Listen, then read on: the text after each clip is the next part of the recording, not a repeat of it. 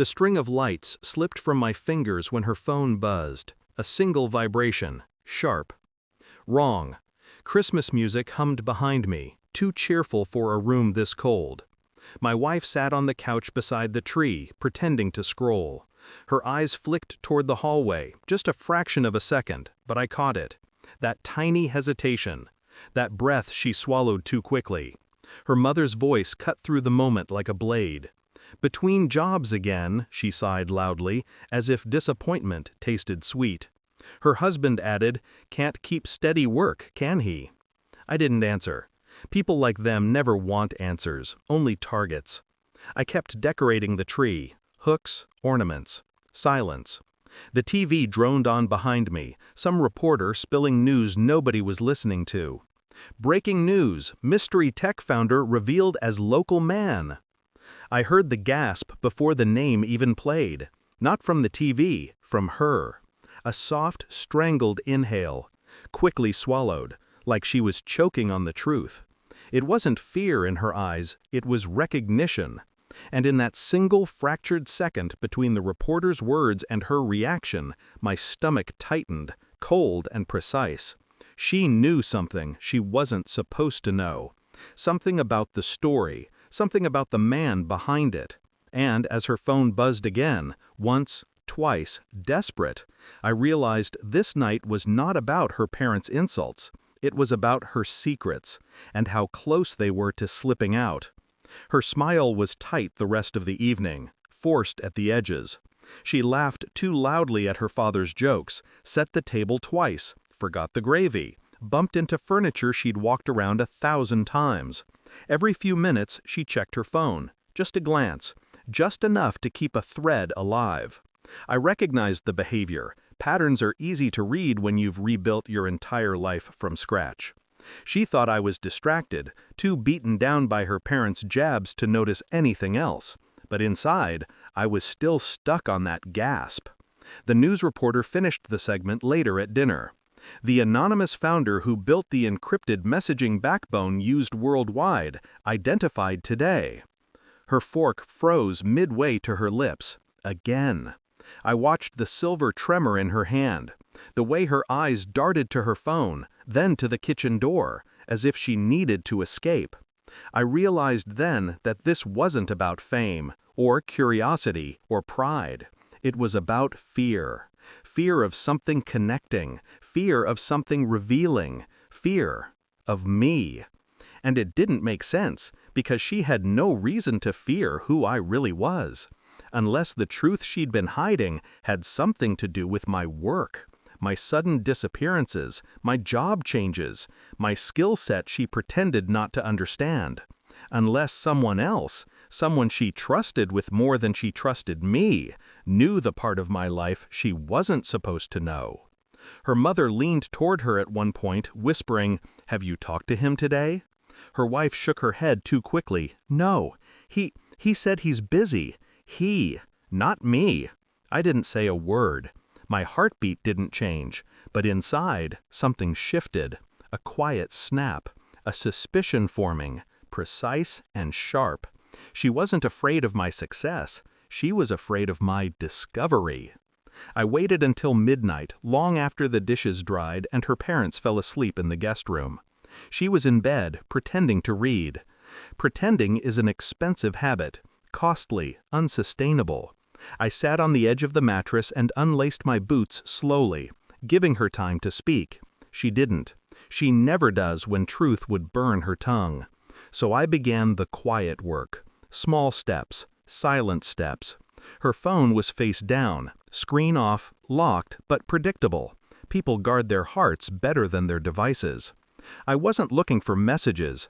I wanted timing, patterns, metadata. Contacts she hid under initials. A second messaging app she thought I didn't know existed. The one using my own encryption protocol. The one I built years before I let the world believe I walked away from tech. She'd been speaking with him daily, sometimes hourly. Always when I left for interviews, errands, the side projects she assumed were failures. There were voice notes too short to mean anything innocent. deleted calls that left shadows in the system logs, and location pins exchanged late at night. I didn't listen to anything, didn't read a single word. I didn't need details. People reveal themselves through silence more than through confession. I took her toothbrush the next morning, just a few bristles, placed them in a sterile bag. Later, I retrieved my own hair sample, not for a paternity test, for something deeper, because this wasn't just infidelity. Something about her panic last night told me this was a bond beyond romance. Dependence, fear, leverage. Someone had information about me, and she'd given it to him. The betrayal wasn't the affair, it was access. So when the results arrived, encrypted, private, untraceable, I didn't open them right away. I waited until Christmas morning, until she smiled at me across the table, until her father asked if I had any job prospects at all. Then I opened the file. It wasn't DNA, it was data. Phone logs, IP traces, voice print comparisons, communication routing paths that tied her phone to a single device in the city, one belonging to my former business partner, the one who stole my early designs, sold them, claimed credit, vanished, and now he was back, whispering in her ear, using her to dig into my work, using her to find out if I'd rebuilt what he lost. I walked into the living room where she stood by the sofa, wrapping gifts that weren't for me. I handed her the drive. No words, no accusations. She plugged it in with shaking hands. The audio clip played. Her voice, soft, fragile, devoted. "I'll try again tonight. He doesn't suspect anything." She covered her mouth with both hands. Her knees buckled. I stayed very still. Her parents stared, confused, angry, embarrassed, but all irrelevant. This was between her and the truth. She whispered, "Please, let me explain." Her voice cracked. Mine didn't. Because explanations require innocence. I took the last ornament from the box, a glass one, clear, fragile, held it between us like evidence. "You weren't chosen," I said softly. "You were used." She collapsed into a chair sobbing, not because she lost me, but she realized she'd been a pawn. "He told me you were dangerous," she whispered, "that you'd built something illegal, that I needed to find out if you were still working on it." I nodded, controlled, calm. "My work was never illegal," I said, "just beyond his reach." Her face twisted. "I didn't know. I thought—" "You didn't think," I cut in. "You trusted the wrong man." I handed her an envelope, the one I prepared days ago when suspicions first bloomed. Inside was a document, a simple one. My resignation. From the marriage. Signed, stamped, final. She cried harder. Her father stood up, outraged. Her mother whispered her name like it was a funeral.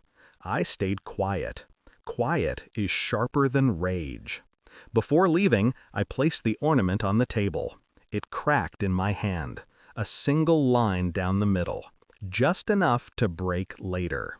I walked out without luggage, without a backward glance, without anything that tied me to a life built on borrowed loyalty.